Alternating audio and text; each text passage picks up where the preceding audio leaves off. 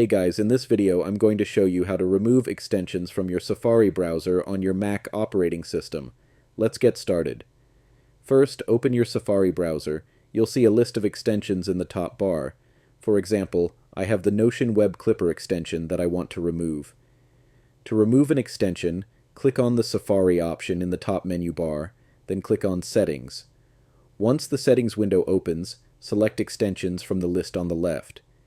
You'll now see a list of all installed extensions. In my case, I have Notion Web Clipper, which I want to uninstall.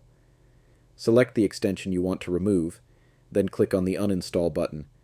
After clicking Uninstall, you'll see a prompt stating that the extension is part of the Notion Web Clipper app. Click Show in Finder, and from here you can remove the extension. Right-click the app, select Move to Bin, and enter your password to confirm.